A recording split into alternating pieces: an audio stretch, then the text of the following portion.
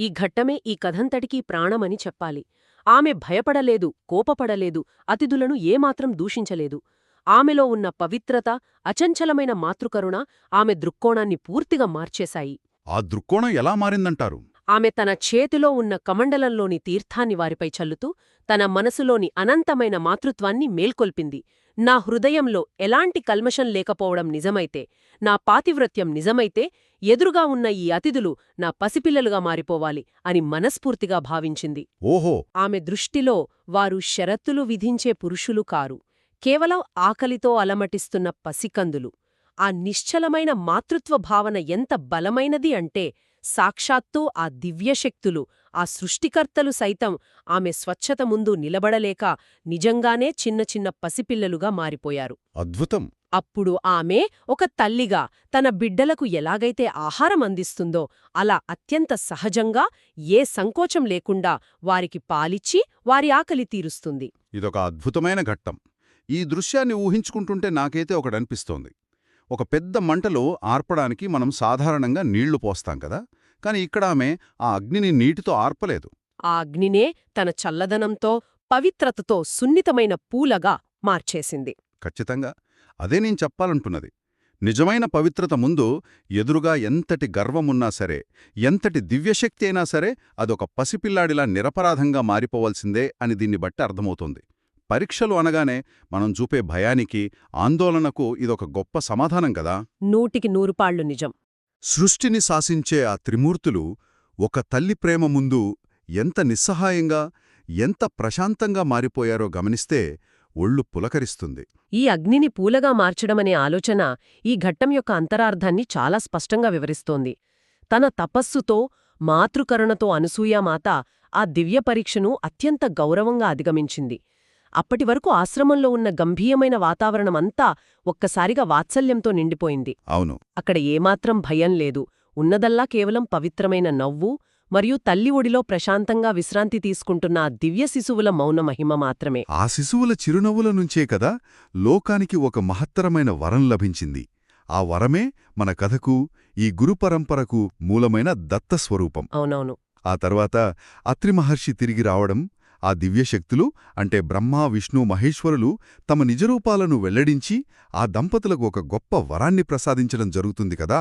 ఇక్కడే ఈ దత్త అనే పదం వెలుగులోకొస్తుంది. నేను చెప్పేది కరెక్టేనా? 100% కరెక్ట్. వారి నిష్కామ తపస్సుకు, సాటిలేని పవిత్రతకు మెచ్చి ఆ త్రిమూర్తులిచ్చిన వరమే ఈ దత్తస్వరూపం. దత్త అంటే అనుగ్రహంగా ఇవ్వబడినవాడు అని అర్థం. ఈ పదం చాలా లోతైన భావనను మోస్తోంది. ఎలాగంటారు? ఆ దివ్యశక్తులు తమను తాము ఒక బహుమతిగా, ఒక అనుగ్రహంగా ఆ దంపతులకు, అలాగే ఈ లోకకల్యాణానికి ఇచ్చుకున్నారు. దత్తాత్రేయుడు అనగానే చాలామంది కేవలం ఒక పురాణకథలో పుట్టిన శిశువు అని మాత్రమే అనుకుంటారు కదా. అవును, సాధారణంగా అలాగే అనుకుంటారు. కాని అది నిజం కాదు. గురుతత్వమనేది ఆకాశంలో ఎక్కడో, ఎవరికీ అందనంత ఎత్తులో ఉండకుండా, భూమికి మృదువుగా, మానవాళికి అత్యంత చేరువగా దిగివచ్చిన ఒక కరుణా ప్రకాశమది. ఈ పాయింట్ చాలా ఆసక్తికరంగా ఉంది. ఎందుకంటే మన సమాజంలో గురువు అనగానే ఒక కఠినమైన చిత్రం మనకు గుర్తుకొస్తుంది. గురువులు ఎప్పుడు సీరియస్గా ఉంటారని, చేతిలో ఒక బెత్తం పట్టుకునుంటారని, తప్పు చేస్తే దండిస్తారని, ఎక్కడో ఎత్తైన పీఠం మీద కూర్చుని కేవలం కఠినమైన నియమాలతో కూడిన జ్ఞానబోధ మాత్రమే చేస్తారనే ఒక మూస అభిప్రాయం చాలా బలంగా నాటుకుపోయింది గదా. అవును, చాలామందికి అదే అభిప్రాయం ఉంటుంది. కాని గురుతత్వానికి మూలమైన దత్తస్వరూపం మాత్రం ఒక పసివాడి స్వచ్ఛమైన చిరునవ్వుతో, ఆశ్రమపు నేల వాసనతో, ఒక తల్లి ఒడిలోని వెచ్చదనం నుంచి భూమి మీదకు అవతరించడమనేది ఎంత అద్భుతమైన విషయమో కదా. ఆ వైరుధ్యమే దత్తస్వరూపంలోని అసలైన గొప్పతనం. ఆ గురుతత్వంలో మనం 3 కోణాలను స్పష్టంగా చూడవచ్చు. అవేంటో చెప్తారా? అనసూయామాత నుంచి వచ్చిన అనంతమైన మృదుత్వం ఒకటి, అత్రి మహర్షి తపస్సు నుంచి వచ్చిన నిలకడ మరియు బలం రెండవది, ఇక ఆ త్రిమూర్తుల నుంచి వచ్చిన అపారమైన దైవిక వెలుగు మూడవది. ఒక తల్లి, తండ్రి, దేవుడు, ఈ 3 కలిసిన పూర్ణరూపమే ఆ గురుతత్వం. అద్భుతంగా చెప్పారు. జ్ఞానం ఇవ్వడం ఎంత ముఖ్యమో, అంతకంటే ముందు ఆ జ్ఞానాన్ని స్వీకరించే మనస్సును కరుణతో అర్థం చేసుకోవడం ఇంకా ముఖ్యమని ఇది తెలియజేస్తుంది. భక్తుల పట్ల, అజ్ఞానంలో ఉన్నవారి పట్ల కఠినంగా ఉండటం కంటే వారిని పసిపిల్లలా భావించి కరుణతో మార్గనిర్దేశం చేయడమే అసలైన గురులక్షణమని ఈ అవతరణ మనకు స్పష్టం చేస్తోంది. అంటే జ్ఞానం కంటే ముందు కరుణ ఉండాలన్నది ప్రధాన ఉద్దేశ్యమనమాట.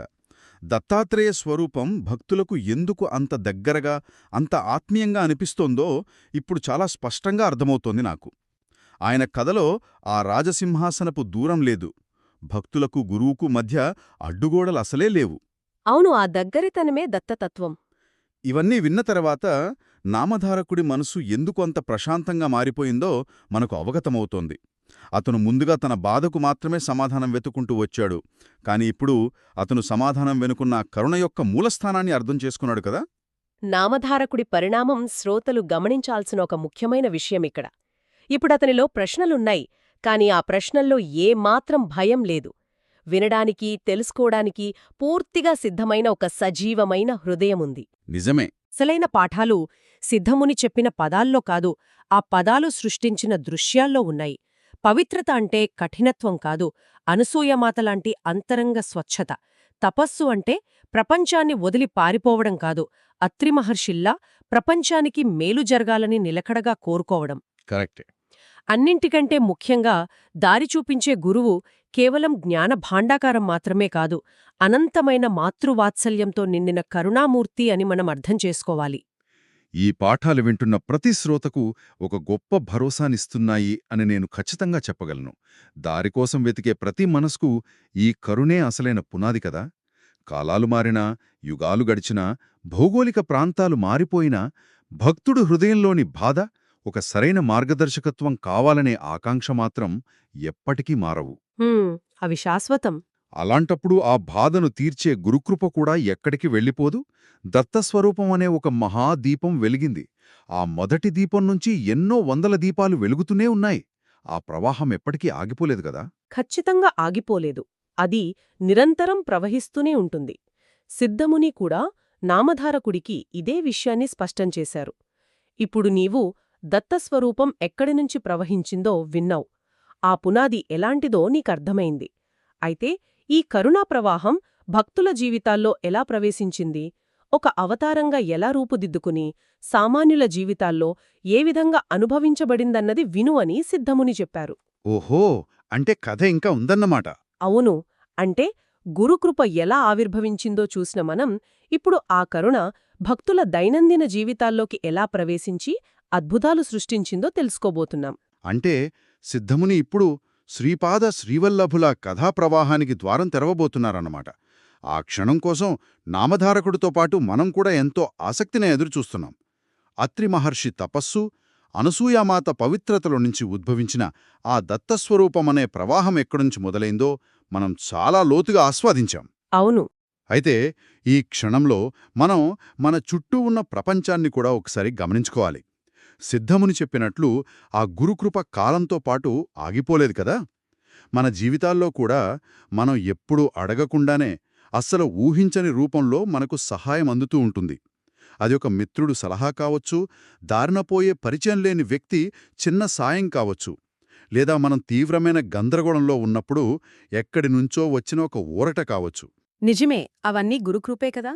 అవును, ఇవన్నీ కూడా ఆ దత్త లేదా అనుగ్రహంగా ఇవ్వబడిన కరుణకు ప్రతిరూపాలే. మన చుట్టూ కూడా ఆ గురుకరుణ ఇప్పుడు ఏ రూపంలో పనిచేస్తోందో, ఏ మాతృమూర్తి మృదుత్వంతోనో, ఏ చిన్నారి చిరునవ్వుతోనో మనల్ని ఎలా దారిమళ్లిస్తోందో మనం గమనిస్తున్నామా? ఈ లోతైన ఆలోచనను మనతో పాటే ఉంచుకుందాం. మళ్ళీ ఆ శ్రీపాద శ్రీవల్లభుల కథాప్రవాహం మన ముందు ఆవిష్కృతమయ్యే వరకు వింటూనే ఉండండి.